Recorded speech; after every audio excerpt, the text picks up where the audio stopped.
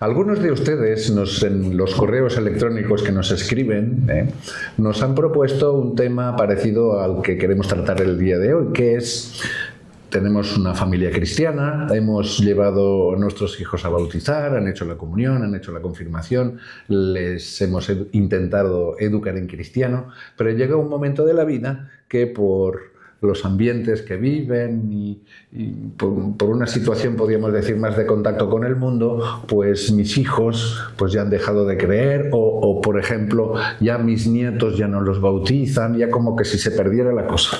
Y entonces algunos dicen: ¿qué he hecho mal? ¿Qué es lo que no he hecho bien? ¿Cómo tenía que haber hecho? ¿Y cómo puedo hacer para volver a mis familiares un poco al camino de la fe? De esto queremos precisamente hablar en el día de hoy, como decía, a propuesta de muchos de nuestros televidentes. El tema de hoy es cómo evangelizar en casa. Veamos.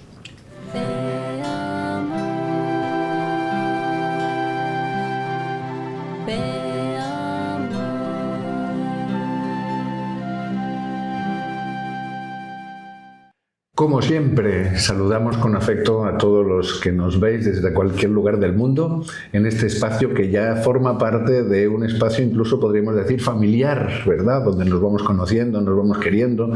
También es verdad que es una pequeña comunidad de oración, porque muchos nos pedís que recemos unos por otros por necesidades particulares y por preocupaciones también. Bueno, pues ahí estamos, unidos en la oración y unidos a Cristo.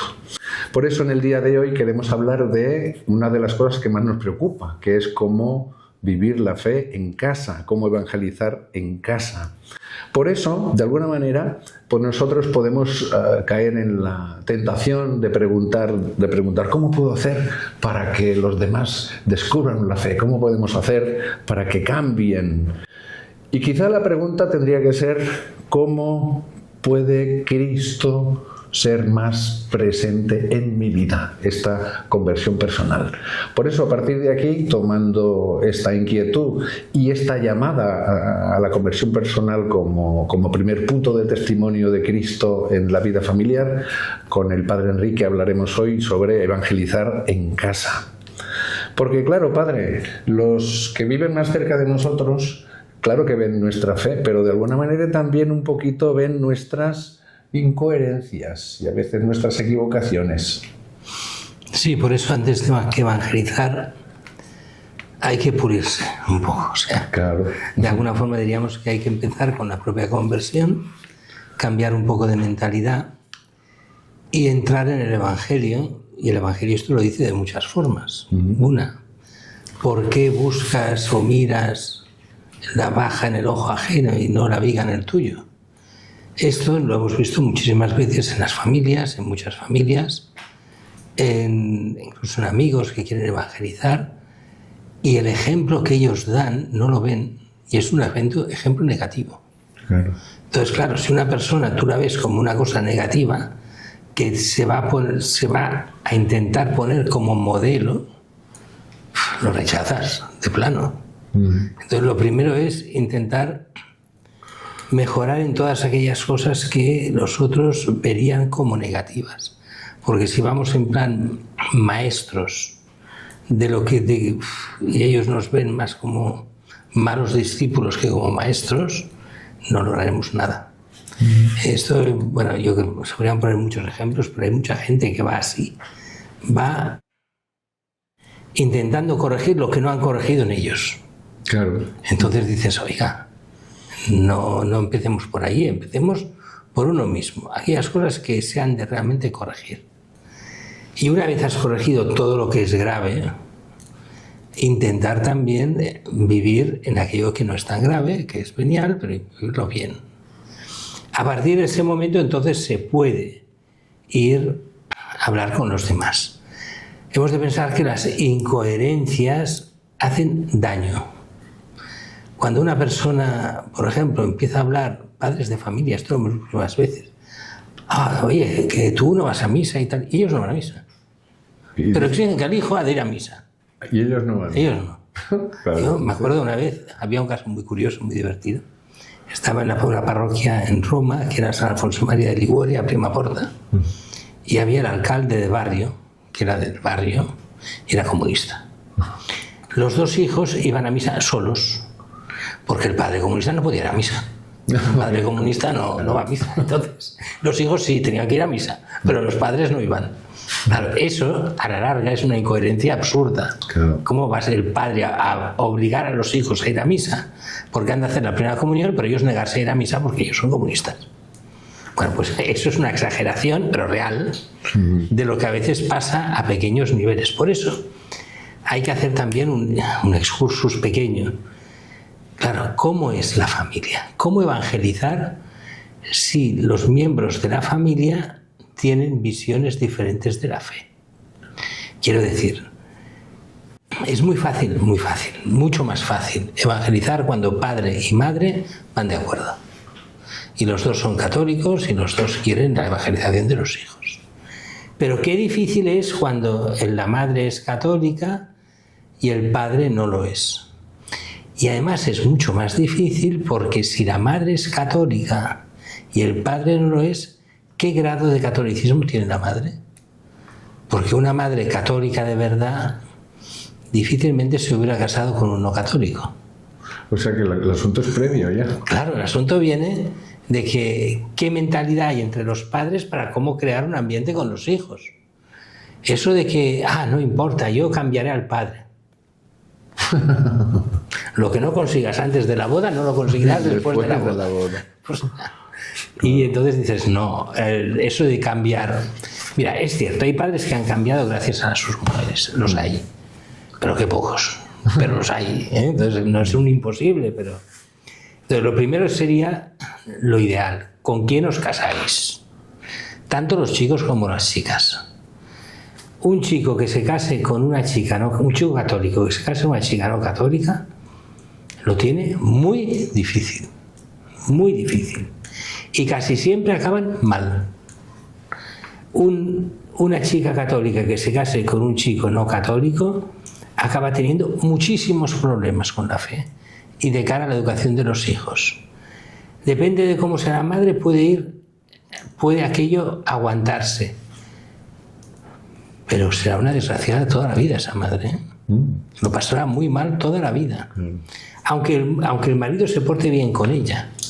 Pero claro, parte de una base de que son radicalmente diferentes en cuanto a creencias. Y la educación se basa en creencias también.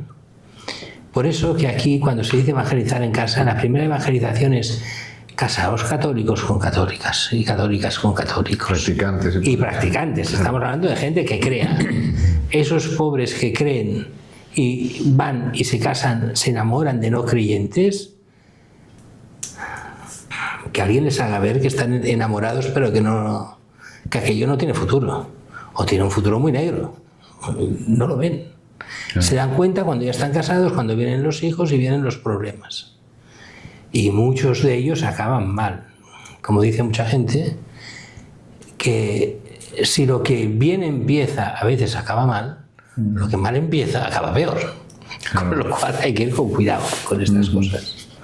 Por eso hay este previo. ¿Quieres evangelizar? Lo primero, cásate con alguien que sea de tu misma fe. No, es que yo lo cambiaré. Que no lo cambiarás. ¿Cuántas veces lo hemos visto? Gente católica que se ha casado con no católicos y han sido no católicos hasta la muerte.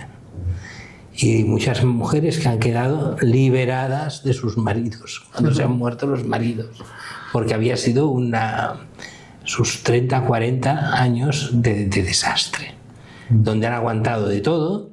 Al final, que se querían a sus maridos, no es que no se nos... pero era difícil la convivencia porque los valores eran radicales. ¿Y quién tenía que ceder siempre? Ellas.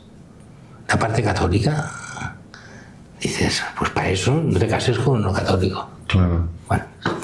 Y una vez me invitaron a comer a una casa de una familia católica, que los hijos comenzaban a ser adolescentes, y entonces ya tenían un poco sus rifirrafes con los papás. Y el padre era un padre católico convencido, un hombre muy, muy firme y de buena formación. Y entonces yo estaba allí en la comida, claro, a medida que iba avanzando la comida, que tenían varios hijos, ¿verdad? Pues estábamos allí hablando y en algún momento determinado un adolescente pues empezó a hablar de cosas de práctica cristiana, de la fe, de enfoques, de iglesia.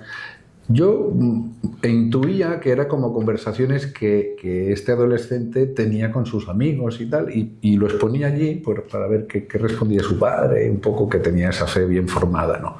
Y entonces yo me acuerdo que en esa... Claro, el padre y los hijos estaban como... Se enzarzaron ahí en una discusión un poco así, y dices, ay, yo estoy aquí en el medio, ¿verdad? Pero yo me acuerdo que claro, en un momento determinado me dice el padre, bueno... Padre, usted no dice nada. Digo, a mí no me metas en estas peleas que tienes con tus hijos. Digo, son tus hijos, venga, adelante. Bueno, acabamos la comida como pudimos, bien, evidentemente, pero un poco así como rotitos, ¿verdad? Y luego me preguntó el padre, y digo, bueno, pero claro, ¿qué pasa? Que mis hijos no me hacen caso. Y a mí se me ocurrió decirle, mira, yo me parece que lo que hay que hacer es escucharles, más que intentar buscar el momento en que el hijo se calla para hacer una corrección o una recriminación, es decir, no, tú lo que tienes que hacer es esto y tal, porque a veces eso puede agobiar un poco, puede crear como una presión, que está bien lo que se dice, pero a veces es... Lo digo porque a veces los padres que están preocupados por cómo reaccionan sus hijos, a veces pueden ser excesivamente vigilantes, o ellos o los hijos pueden ver como que el papá y la mamá les espían, y eso les puede provocar un poco de inquietud. Claro, eso... A ver, primero, es verdad, los padres han de tener paciencia con los hijos. No puede ser que todo el día estén solo peleándose y recriminando las cosas. Claro, eso es cierto. No, es que tú lo que tienes que hacer como si fuera... Después hay que tener caridad con ellos. Los padres han de saber pedir perdón si se equivocan también con los hijos, claro, que eso es muy difícil. Hay que saber vivir la alegría dentro de la familia y evitar estar en crítica en todo momento constante con los hijos. Pero hay que también hacer una cosa que cuesta mucho de encontrar hoy. Hemos de pensar, los niños se encuentran en la mayoría de los colegios que ellos son los únicos, si es que son cristianos la familia, y son practicantes todos, son los únicos practicantes de la clase. Clases enteras donde solo hay una familia practicante. Hoy en día la media es de cada 2 clases hay un niño practicante. Cuando yo era pequeño eran 7 niños de cada clase, que eran el doble, 42 alumnos. Hoy es 1 para cada 2 clases. Claro, entonces, si ellos no encuentran un ambiente que sea cristiano y que se encuentren bien siendo cristianos, o sea, un tipo de escuela o de clubes o de lo que sea, un ambiente en el que puedan vivir con otros cristianos que tengan los mismos problemas y que se tomen la fe en serio a nivel de grupo, es muy difícil educar en la fe, porque parece como si fueran los tontos del mundo, los únicos que creen en eso. Van de tontos. Necesitan vivir con gente que crea. O sea, procurar a los hijos ambientes cristianos. Ambientes cristianos, para que vean que no solo ambientes cristianos en los cuales están encerrados, no, tendrán otros ambientes, o en los nuevos ambientes habrá algunos que no son cristianos y otros que sí, y podrán ver la diferencia. Pero el vivir en ambientes en los que no hay un solo cristiano, claro, es vivir a la defensiva o al final claudicar y vivir contra los padres. Claro. Porque ven, no, vosotros creéis así, pero sois los únicos en el mundo es otra cosa. Claro. Si ven que en el mundo hay otros modelos que no son lo que propone el mundo de hoy, sino que es lo que proponen los padres de alguna forma, lo tendrán los hijos muchísimo más fácil. Claro. Entonces, a veces es también externamente buscar ambientes. Claro, y no basta decir, no, es que los envío a la parroquia. Bueno, pero ¿a qué parroquia y cómo va la parroquia? Esa es otra también. ¿Me explico? Porque a veces, yo recuerdo en alguna parroquia que yo llegué a ir, y te encuentras una parroquia donde todo es anticristiano. O sea, entonces, tenían todo el grupo de jóvenes, era anticristiano. El splay, todo era anticristiano. Tú envías a los niños allí pensando que es algún bien y lo que haces es un mal inmenso. Claro. Entonces es peor el remedio que la enfermedad. Donde allí aprenden de todo menos lo que es ser cristiano. Claro. Entonces eso también es una preocupación de los padres, buscar estos ambientes que sean sanos, sanos espiritualmente y materialmente, las dos cosas. Entonces dices, bueno, ¿el padre ha de vigilar a los hijos para que sean cristianos? Sí, pero no ha de ser el vigilante, quiero decir. ¿Se ha de preocupar por los hijos? Sí, pero la primera preocupación es cómo se va formando el hijo en cristiano. Le doy las cosas necesarias, los ambientes necesarios, también el ambiente necesario en casa. O simplemente dejo que la escuela, una escuela anticatólica, me lo forme contra la fe sin poner remedios de nada. Por ejemplo, en muchas casas católicas antiguamente, ¿qué hacían? Se hablaban todos los temas que iban saliendo y se daban criterios católicos. O sea, ¿cómo desde la fe se entiende este problema? Porque muchos de ellos es que solo tienen una visión, la que les ha dado el maestro o el profesor en la escuela. No tienen nada más, tanto a nivel de política, de sociedad, de moral. Y entonces ellos, claro, piensan que eso es lo único que hay. Y si a su profesor, el más simpático, antiguamente era comunista, pues solo aprendían comunismo. Claro. Si era no sé qué, pues aprenden solo eso. ¿Qué dan los padres? ¿Qué otras cosas dan los padres? ¿Qué criterios? Realmente ante los problemas del mundo los padres se paran a hablar con los hijos. Claro, es que es eso, claro. O sea, por ejemplo, si uno pone la televisión y ven las noticias, ¿el padre tiene la paciencia de explicar la verdad de las cosas o solo la opinión, que cale la opinión de los comentaristas de televisión? Claro. Que están casi siempre ideologizados, por una parte o por la otra, pero con ideología. Pues no, se necesita que los padres asuman la educación de sus hijos en los principios y valores fundamentales. Claro. Y eso quiere decir desde el Evangelio. Eso cuesta mucho hoy en día a los padres, porque los padres, es verdad, hoy trabajan mucho, todo es ganar dinero para mantener la familia. Cuando llegan a casa están cansados y lo único que quieren es descansar. Entonces cuesta mucho esa tensión de enseñar a los hijos, darles criterios, buscar buenos ambientes, pero eso es lo fundamental, buscar estos ambientes donde crezcan también espiritualmente, sanamente los hijos. Claro, por eso muchas veces en el momento que vivimos aconsejan a los padres que el tiempo que esté con los hijos sea de calidad. Exacto. Exactamente. Y en esa calidad entra también lo que es la oración cristiana. Que recen juntos. Que en casa también haya imágenes, que haya signos cristianos. Que haya signos cristianos, que haya libros cristianos. Claro. Hoy es un problema mayor porque ahora en las familias jóvenes ya no hay libros. Claro. Ahora con internet y estas cosas están desapareciendo. Bueno, pero también está muy bien porque pueden acudir a Nazaret TV, que hay documentales, hay películas, hay cristianas, sí, que pero también tienen valores y pueden aprender. Pero fíjate, es muy diferente coger un vídeo y ver el vídeo donde, bueno, estás un rato, pero eso es simplemente información que te va llegando, o buenos libros que tú vas meditando. Claro, con ellos. Y entonces, claro, si tú tienes un libro y vas meditando ese libro, donde hay principios y valores diferentes a los del mundo, aquello te hace pensar, te hace ver otra realidad, no solo lo que el mundo dice. Claro. Entonces, a esos ambientes ha de aspirar la familia, que tengan esa mini biblioteca sobre los temas fundamentales que puedan los niños leer, esos libros que valgan la pena y se puedan leer. Claro, también haber libros para pasar un poco el tiempo también, o sea, pero que estén bien, me explico. Claro. Pero si uno no se preocupa por eso, al final el mundo te come. Y llega una edad en que los niños han perdido la fe porque nadie ha sabido dársela. Entonces dices, no, hay que preocuparse en que vayan recibiendo. Por eso digo, eso es más fácil si los dos padres van juntos, claro, en la fe, y lo pueden discutir y dar los mismos principios.